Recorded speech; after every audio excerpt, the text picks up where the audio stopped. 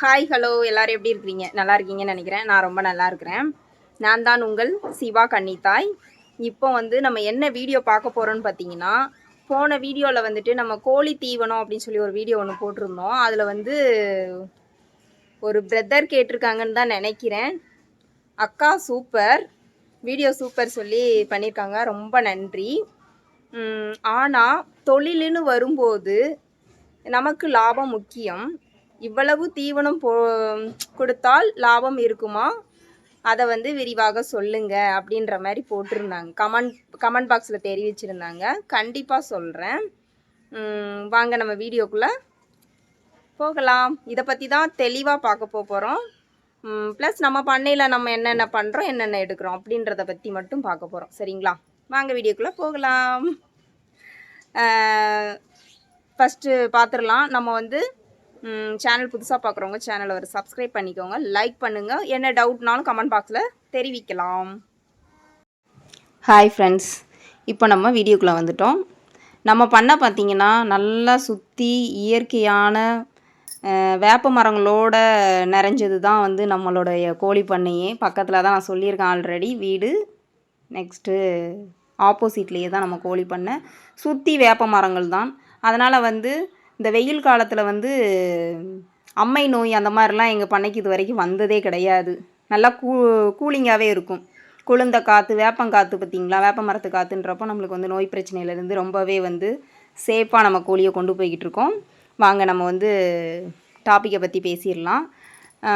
நம்மளுக்கு வந்து இப்போ 50 கோழி வளர்த்தாலும் அதே ஒரு ஆள் இருக்கிறோம் வேலை செய்கிறதுக்கு.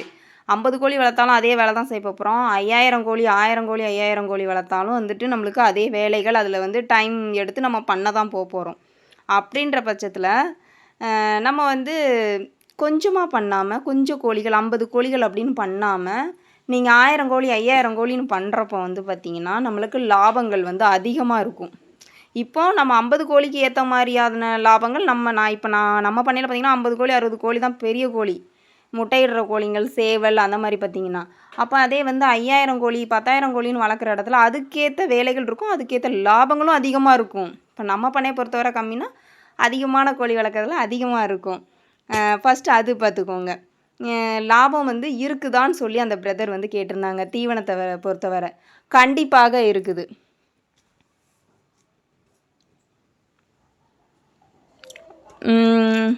நம்ம கோழி வந்து பார்த்திங்கன்னா 100 கோழிக்கிட்ட இருக்குது. அதான் அந்த 4 மாதத்தில் ஒரு ஸ்டேஜ்லேயும் மீதி தான் வந்து முட்டையிடுறது சேவல் அந்த மாதிரி இருக்குது.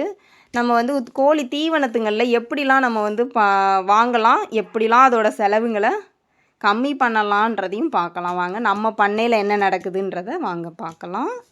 நம்ம பண்ணையில் வந்து பார்த்திங்கன்னா 200 கிலோ தீவனம் வாங்குகிறோம். அதில் போன வீடியோவில் சொல்லியிருப்பேன் நம்ம என்னென்ன தீவனம் போடுறேன்றதை நான் காட்டியிருக்கிறேன். அதில் வந்து 200 கிலோ தீவனம் வாங்குகிறோம். அதோட ரேட்டு எவ்வளோ ஆகுதுன்னு பார்த்திங்கன்னா 5300லேருந்து 5500 கூட ஆகலாம். ரேட்டு மாதம் ஒவ்வொரு மாதம் ஒவ்வொரு ரேட்டாக தான் இருக்குது இல்லையா? அதனால் வந்து அந்த மாதிரி ரேட்டுங்கள். இப்போ பார்த்திங்கன்னா நம்ம கோழியில் வந்து வெறும்னே முட்டை மட்டும் எடுக்கிறோம், கறிக்கு மட்டுமே கறிக்கோழி மட்டுமே கொடுக்குறோம் அப்படின்றது இல்லை. எல்லாமே தான் நம்ம சேல்ஸ் பண்ணுறோம். நம்ம பண்ணையில் வந்து முட்டையும் சேல்ஸ் பண்ணுறோம். முட்டையே பார்த்திங்கன்னா ஒரு நாளைக்கு ஆவரேஜ் 30, அதுக்கு மேலேயும் போகலாம், அதுக்கு வந்து கம்மியாகவும் ஆகலாம். கோழி பண்ணை வளர்க்குறவங்களுக்கு நிறைய பேருக்கு தெரிஞ்சிருக்கும். முட்டை வந்து ஈவனாக நம்மளுக்கு கிடைக்கவே கிடைக்காது. எப்போவுமே வந்து ஒரு நாள் அப்படி ஒரு நாள் இப்படி அப்படி தான் கிடைக்கும். 30 முட்டைன்னு நீங்கள் கணக்கு பண்ணாலே மாதம் வந்து 10 ரூபா தான் நான் கணக்கு பண்ணுறேன். ஒரு முட்டையோட ரேட்டே 10 ரூபா கணக்கு பண்ணாலுமே 9000 ரூபா இருக்குது. நான் ஒரு 8000 ரூபா தான் போட்டிருக்கேன். அந்த 8000 ரூபா முட்டையோட வருமானம் 8000 ரூபான்னு வச்சுக்கோங்க. அப்புறம் வந்து கறி வந்து நம்ம பண்ணை வந்து சின்ன பண்ணை தான். நான் சொல்லிட்டேன் 100 கோழி தான். அந்த 100 கோழியில் வாரத்துக்கு 2 கோழி கறிக்கு போனாலுமே அதோட லாபத்தை பார்க்கலாம். இப்போ வந்து ஒரு கோழி வந்து நம்ம எவ்வளோன்னு கொடுக்கோன்னு பார்த்திங்கன்னா 700லேருந்து 800 வரையும் கொடுக்குறோம் சேவல். இதே கோழின்றப்போ வந்து அதோட வெயிட் என்ன இருக்குது, கொஞ்சம் இப்போ ஃபிக்ஸராக நம்ம பண்ணையில் வந்து க்ளீன் பண்ணி கொடுக்கறது கிடையாது. ஃபிக்ஸராக வந்து ஒரு கோழி வந்து 500 600 அப்படி சொல்லி கொடுக்குறோம். நம்மளுக்கே தெரியும் இல்லையா, இப்போ நம்ம வளர்க்குறது வந்து நாட்டுக்கோழி பெருவடை வந்து வெயிட்டு ஜாஸ்தி தான் இருக்கும். சிறுவடையை விட பெருவடை ஜாஸ்தி இருக்கும். அப்போ வந்து நம்மளுக்கே தெரியும் அதிகமாக இது வந்து 2 கிலோ 2.5 கிலோ வரைக்கும் இருக்குது பொட்டைக்கோழியே அப்படின்றப்போ வந்து நாங்கள் அதுக்கேற்ற மாதிரி ரேட்டு கொடுக்குறோம். நான் ஒரு குத்து மதிப்பாக சொல்கிறேன், வாரத்துக்கு 2 கோழி நீங்கள் சேல்ஸ் பண்ணாலே மாதம் அதுவே வந்து 6400 வந்துடும். 8,000 வச்சுக்கோங்க, அப்புறம் 1400 வச்சுக்கோங்க, மொத்தம் வந்து 14,400 வரும்.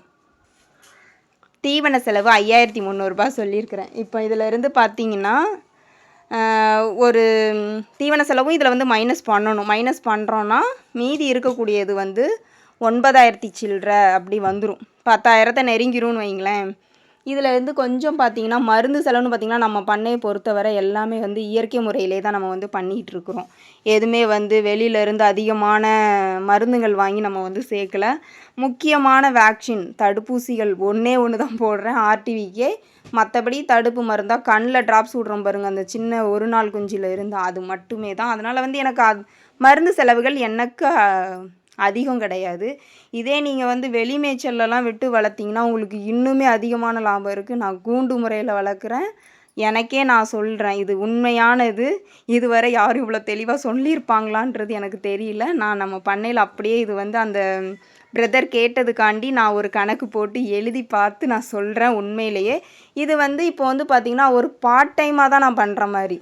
இப்போ என்னோடய ஹஸ்பண்ட் வேலைக்கு போயிடுறாங்க, நான் வீட்டில் இருக்கிறேன். வீட்டில் இருக்கும்போது என்னோடய வீட்டு வேலைகளை தவிர்த்து கொஞ்சம் நேரம் டைம் கிடைக்கிற நேரத்தில் பண்ணுறதுலாம் எனக்கு வந்து லாபம். இது வந்து அதே மாதிரி வந்து இது வந்து நம்மளுக்கு வந்து வெளியில் போய் ஒருத்தர்கிட்ட வந்து நம்ம வந்து கை நீட்டி சம்பளம் வாங்குகிற மாதிரியான ஒரு வேலை கிடையாது. இது வந்து நம்ம சொந்த தொழிலுன்னு ஆயிரும். 10,000 எனக்கு வந்து பெரிய இதுவாக தான் தெரியுது. எனக்கு வந்து நான் வீட்டில் இருந்து நான் ஒரு ஹவுஸ் ஒய்ஃப், அதில் வந்து நான் சம்பாதிக்கிறேன்றப்போ எனக்கு பெருசாக தெரியுது. எனக்கு இடம் வசதி இல்லாத ஒரே காரணத்தினால மட்டுமே வந்து நான் வந்து இந்த கோழி பண்ணையை வந்து இன்னுமே டெவலப் பண்ணணும்னு எனக்கு ஆசை தான். பத்தாததுக்கு பண பிரச்சனைகள் இருக்கும் இல்லையா, மேற்கொண்டு நம்ம எதனா டெவலப் பண்ணணுன்னாலே பணம் ஃபஸ்ட்டு தேவை.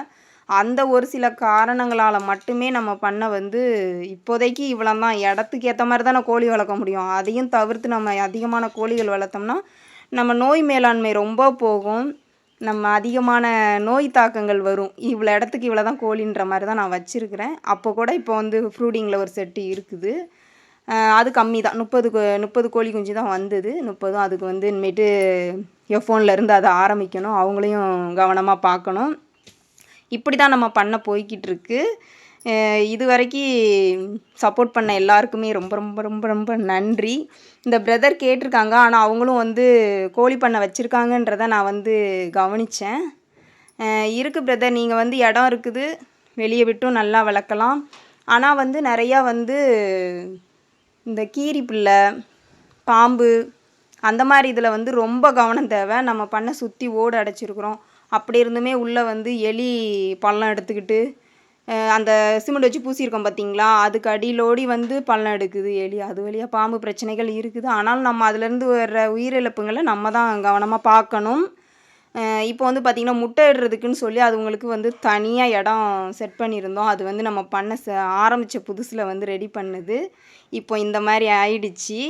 இதை வந்து நான் மறுபடியும் அதை வந்து ரெடி பண்ணணும். ரெடி பண்ணால் தானே முட்டை இடுறதுக்கு இதுவாக இல்லைன்னா அவங்களே போட்டு அவங்களே உடச்சிட்றாங்க. முட்டை இடுறதுக்கு அவங்களுக்கு இட வசதி நம்ம தான் அமைச்சு கொடுக்கணும். அதனால் நான் அதை மட்டும் ரெடி பண்ணணும். ஓகே ஃப்ரெண்ட்ஸ், இந்த வீடியோ பயனுள்ளதாக இருந்திருக்கும்னு நினைக்கிறேன். ஓகே, அடுத்து ஒரு நல்ல வீடியோவில் சந்திக்கலாம். பாய்.